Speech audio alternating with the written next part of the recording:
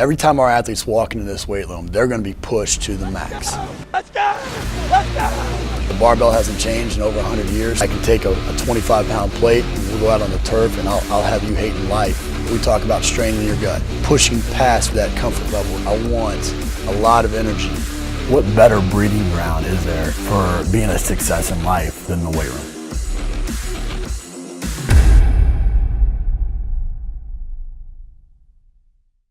Hey guys, welcome back to Iron Game Chalk Talk. I'm your host, Ron McKeefery, and this is episode number 226.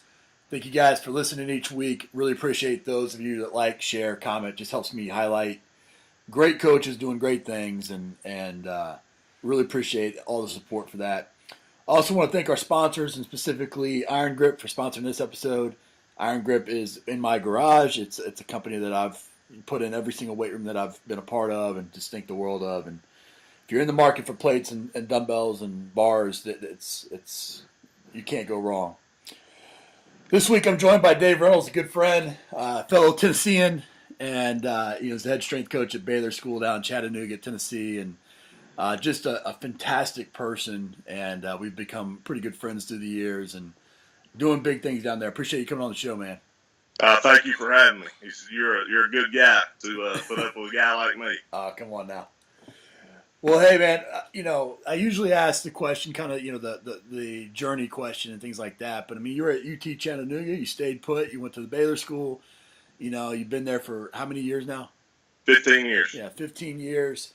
I mean, you had the opportunity to go a lot of different directions. You could have gone college, could have gone pro. You could have bounced a lot of places. You chose 15 years ago to go to the high school level when that wasn't probably the popular choice, Right. Right. Why high school strength and conditioning? One, for me, it was getting my kids a good education. Yeah. I was able to come to this school because being a day in boarding school, private school, it's pretty expensive. And on an assistant's salary at a college in Chattanooga, I wouldn't have been able to send them here had I not come to this school. Yeah. And really, I had every intention of just staying until they got out of school. And then trying to go somewhere else. But the community here is it's absolutely incredible. The coaching staff that I work with and all the staffs that I work with are just all incredible people. And it just turned into, I'll just stay here till they don't want me anymore. That day hasn't come yet, huh? Not yet, thank God. No, that's all. I mean, I know you do a great job down there. Had many great athletes come through that program and producing some great coaches. We just hired one of your former coaches not too long ago, and super excited about that. But you've had an opportunity to make lots of impacts. I want to dig into that quite a bit, but before we do, 15 years being there, you've made lots of mistakes, through the years. What's been maybe the biggest mistake you've made and kind of how you learned from it? The biggest mistake I made was when I came from college to here. Not in the job move, but dealing with the kids. Yeah. Because the kids here are really smart kids, and you forget that they're high school kids. Yeah, right. I think you're talking to a college kid, and then you have to realize, wait a minute, this kid's in ninth grade, but he's 6'4", 300 pounds. Yeah. And stuff. And so that, for me, that was the hardest, move to realize. And, sometimes in college, you can get onto those kids a little bit different, a little bit harsher. And it took me a couple of months to kind of tone that down a little bit. If I saw a kid not doing what he's supposed to do, I would immediately revert back to what I did 6 years in college. And I'd get on them pretty quick. And then, you have to realize, some of these kids they've never been in a program quite like what we put them through. Mm-hmm. And so that was a big learning curve for me. Yeah, I think that's an interesting point because oftentimes, we get these kids and they're the baby giants, right? They're the freaking 6'6", 300-pound kid, and they look like they're freaking grown, and we want to treat them a certain way. But there's also the opposite side of that equation where that Baylor's a really good academic school. It's a boarding school. I mean, you've got some really smart kids, and all of a sudden you got some really smart book knowledge kids. Right. That haven't walked down the life journey process yet, Exactly. And so I think that's something that as coaches we always have to kind of keep in mind, even at the college level and even at the professional level, where these guys, they've been in this bubble. Right, and it's what was kind of culture shock to me was, when you have kids showing up in the morning to work out, and I've got a 16-year-old kid and a AM group, and he pulls in a Maserati. That kind of blew my mind a little bit too, because I'm just watching kids just walk in from a campus, dorm or whatever, and then it was a culture shock at first, but we persevered and we made it through it. Well, again, again, I mean, kids that have means and resources, they have their own sets of problems too. That's exactly right. And most of them just need a pat on the back and a hug. Yeah. That's again, we as strength coaches, we have a big role to kind of fill gaps, and sometimes that's the family gap, sometimes that's the athletic gap, sometimes that's academic gap, and right. I think that's why most of us got into the profession, is to try to make an impact whatever way we can. And that's right. For the most part, we've got that that athletic kind of backing, but that gives us the platform to have those other conversations. Right, and that's the cool thing about it, is I'm with these kids more than anybody, and so you become another father figure or an uncle or a brother or whatever, and sometimes it's what they need. Yeah, absolutely. Well, even though you're at a private school that's got resources and things like that, I mean, there's lots of private schools and there's lots of schools with resources, but they all don't put them to the weight room, Right. And you've been able to build. I mean, I don't know if you can hold your phone up, but look in the background of your weight room there. It's a pretty impressive weight room for a high school anywhere. It's a pretty impressive weight room for a college. Most places. How were you able, when you got there 15 years ago, it didn't look like that. I mean, how were you able to gain support both financially for facility, but also then to turn around and create a curriculum and a class schedule that allows you to train those athletes kind of through the day? It took me 6 years to do it. Yeah. We went from 3,000 square feet to 22,000 square feet, and we were having to lift in shifts in the old weight room.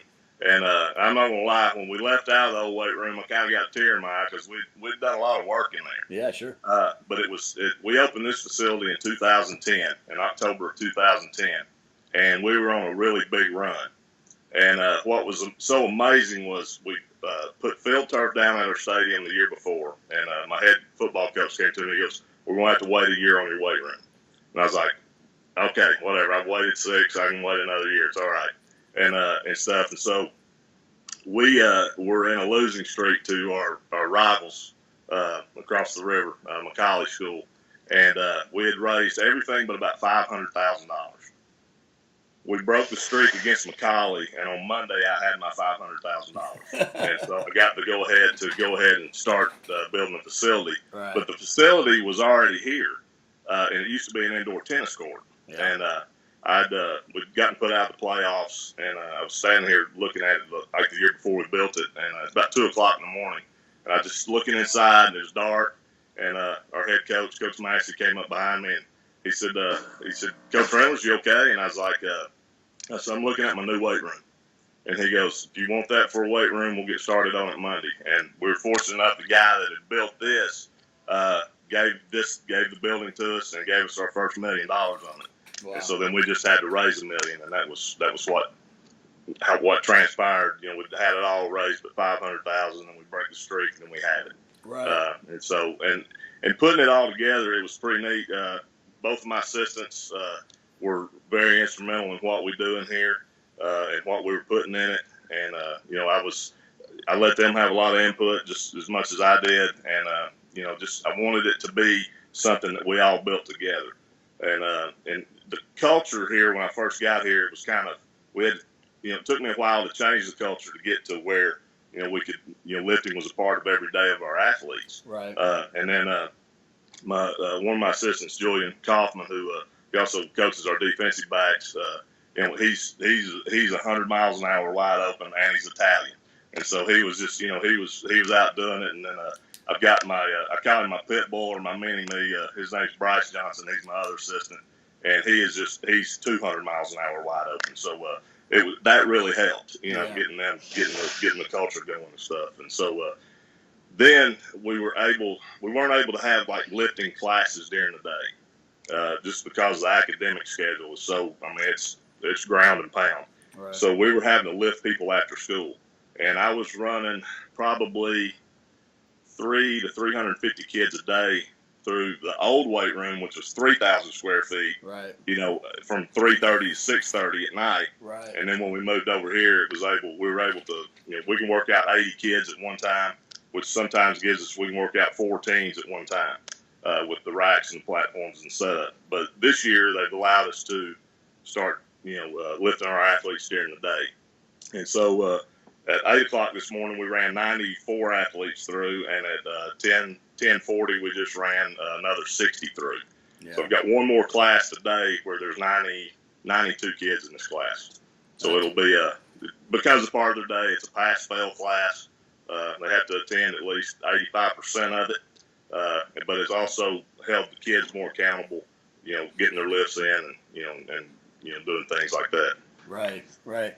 Well, when you were going to the administration and ask for those dollars, or when you were going to the administration and asking for that time during the day, outside of just simply pointing to a win like over McCullough or something like that, right. what was the really selling point? What could you give somebody that's in a similar state that you were in back then to go to their administration with and say, this is why it's important?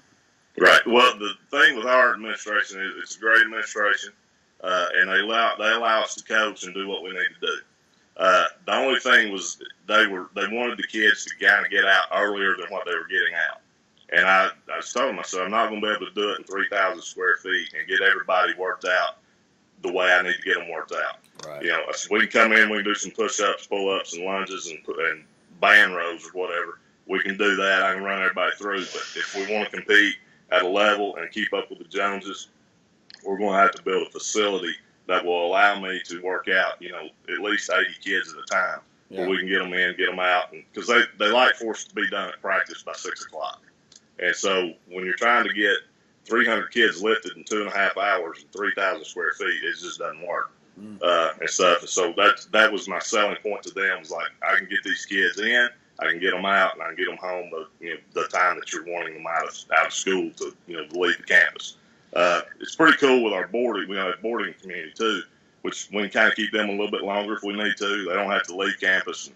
Just as long as we have them at dinner by 7, they're good to go. Right. But that was the point in that. And then, we had to go through the whole process of getting bids on equipment and this, that, and other. And so, they gave me a budget of, I think it was $2.2 million. And they said, here you go. And so that's what we did. And we came in $70,000 under budget. That's great. That's cool. Well, that always a nice little feather in your cap when you go back and say that you saved the money, right? Yes, right. That's right. Well, with those classes, I mean, I'm assuming that not all of them are athletes all the time, and they're definitely athletes from different sports in there at the same time.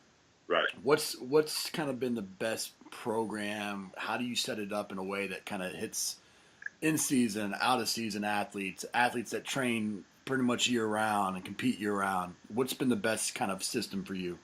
Like this year when we started the class, actually, we took all of our athletes, like with my football players, volleyball, soccer, and that's only 3. We keep them what they've been doing all summer. Mm-hmm. But the new athletes that come in here, and we started kind of, some people call it ground zero or whatever. We call it Raider ways. And stuff, and we'd take all those new athletes that have never lifted with us, and we kind of put them through a screening process, just see if they can hold a lunge, if they can hold an athletic position, if they can do a pull-up, a push-up, whatever. And we'd evaluate them from that, and then we'd start them out at level 1 or level 2 of our Raider Waist program, and then we'll keep them on that we introduce them to the Olympic lifts at that point, just mainly pulling. A lot of trap bar deadlifts in that, just trying to build a core strength, especially on the level 1 kids. Yeah. And then when you go to level 2, we allow them 3 weeks to stay on that level, and they can, if they show us a lot of improvement, we'll let them test out and then go to level 2. But everything else, pretty much with all the other athletes, we keep them on the Olympic lifts. We just play with the volumes and the intensities, if they're in season or out of season. Post-season stuff, we'll hammer them. We'll add a little bit of, hypertrophy work there and then just go off of our basic periodization of building the strength and power and the strength endurance and stuff, and then we'll build. That's how we build them. So that's hope that answered your question. Yeah, no, that's great. That's great. Yeah. I mean, having that kind of balance and I think the most important part there is having a process in which they come in, they're evaluated, you start them in the base level program, and then they're able to graduate through different levels. Right. Smart, and then obviously you have to utilize your coaches and the kind of self-built coaches that you have that are the seniors and juniors to help out the freshmen and sophomores. But we talked the other day, you and I, on the phone about a cool program that you've kind of been a part, that you've started, that you want to be, that you're trying to kind of grow. But you were, basically, long story short, it was kind of you saw some teams in need. Be it not having the same type of resources that a Baylor does or some of these college programs or whatever, and you basically went to your football coach and you got that team some gear, some practice gear that was better than their game gear, and yes, sir. And just talked about kind of growing that. I did something similar, years back where I was getting all these T-shirts from all these NFL scouts and stuff. And I was like, I don't need any more T-shirts, and so I'd just collect them, and then at the end of the year I'd go and I'd donate them. I think as coaches, again, we have a bleeding heart for helping any athlete, and I knew I grew up single parent, 5 kids, and wasn't even able to play football until 8th grade because we couldn't afford it. Tell us a little bit about what you're trying to do and where you hope to take it. Basically, like I told you the other day, it started with my son, the team, I guess it was his junior year, when we were scrimmaging team from across town. And I noticed our kids, they got on this really nice Nike practice gear. The SO team were playing. They don't have belts to hold their pants up, and their pads were falling out and stuff. And it just really kind of, I guess the good Lord put it on my heart to kind of do something for these kids. And so I went to the coach after the scrimmage, and I said, I'd really like to donate my time, give you like 4 hours a week for you to bring your kids over here. Let me work them out for you, teach them how to lift, and we'll even condition them for you. That didn't pan out. And so I kind of forgot about it. And then I was driving to work a couple of Sundays ago, and it kind of hit me again. And what I thought I could do was, put a clinic together to take these coaches through, show them how to lift the kids, the proper way to lift the kids, with a template that they could have, showing them how to do, to program, kind of teach them how to program. I know it's hard to do in a weekend, but, at least give them something, a guideline that they can go by, and, and let them know that, hey, it's not good to do 3 sets of 12 on cleans at, whatever percent you're at, or, 3 sets of 20 on squats at 85%. Right. And that's kind of the premise of it. And, we have a problem where everybody thinks we're recruiting. We want to recruit their kids, sure, which we don't recruit. And if we did, we'd be a lot better than what we are. But in a lot of the public schools around here, they don't have the resources to bring in the proper equipment or coaches to do that. And so a lot of times the head coach or offensive line coach or another coach that's there who may have a little bit of experience, they're trying to take these kids through the workout. A lot of times, they're just regurgitating what they did when they played, right? And stuff. So that was, I just like to try to, I've always had a heart for people. Want to try to be a farmer and plant a seed, and maybe hopefully one day it'll grow and you can cultivate it and see what it kind of flourishes into. But the main thing too was to kind of let these kids at these public schools that may not be as blessed to be able to come to a school like Baylor or a private school in our division, that there's somebody out there that cares about you other than the people that are around you, and there's something bigger out there that cares about you enough to bless you with talents and stuff. And I'd just like to help them enhance those talents. Yeah. Well, we're going to put your email in the show notes, but I think I get I get asked probably once a day from young coaches that are asking, how can I speak more? How can I, put myself out there and teach in a different way? And right. I told Dave when we talked on the phone, that, set that date and I'm there. I'll find a way to make it make it happen. Right. And I'll be there. Right. And I want to challenge any other strength coach that speaks regularly and does all that to do the same thing. But if you're a young coach, what a great opportunity to go get some speaking experience, but also give back to a community. And so I would encourage you to reach out to Dave and and offer up your services and let's make this clinic happen, because I think it's going to be something that's really, really good for the community. But that'd be awesome. Dave, I got a question for you. Yeah, sure. I want to know how you integrated your agility work into a Native American traditional service, like you on one of your papers you wrote in college. That's a good question. That's absolutely a good question. What did I do with that paper? I mean, basically, I just equated the skill sets of change multi-directional training and related it back to, in the hunting and gathering days, being able That's to do awesome. that. But what he's referring to, I spoke about in my book, is I wrote I had 2 C's in college. One was in biology, which ended up being my major. Pissed me off, so I made it my major. And then the other one was in Native American religion traditions. And I went to a school that was founded on a Native American area. I can't even, I'm not even thinking of the word. Territory. And so I had to take that class, and it was a class that I just did not do well in. But I appreciate that. Yeah. You might be the first person to put me on the spot on that. Like that. I'm sorry, I didn't mean to do that. No, I love it. I just thought it was really cool how you worked it in there. Yeah, well, and so I think that's a good lesson. Something, and the reason I think why I brought that up was, I think when we're in college and we're in some of these classes, and I have this conversation with my kids all the time, where, you write a paper, you give a presentation, if you can relate it back to what you're passionate about, oftentimes that gives you additional motivations to do well, and you might as well make it purposeful, So if you're a strength coach and you're in a Native American religion tradition class, find a way to equate it back, and I think that's pretty powerful. I'm glad you brought that up. That's funny. Yeah, on page 134 if you're wondering. Oh, there you go. There you go. Yeah, that's pretty cool. That's a great book too. No, I appreciate that. Great book. Well, man, we end the show with some resources. Give me the best piece of coaching advice you ever received. Best piece I've ever heard or seen. It comes from a quote. And it says, "Just because you yell loud doesn't mean you're a good leader." And that's Joe Paterno said that. And there's a lot to that, because I've seen kids that were trying to get in leadership roles as far as our team goes. They yell really loud, but they don't back it up. I'm not a big yeller. When I yell, people know that I mean business and stuff. And so, I try to lead by example.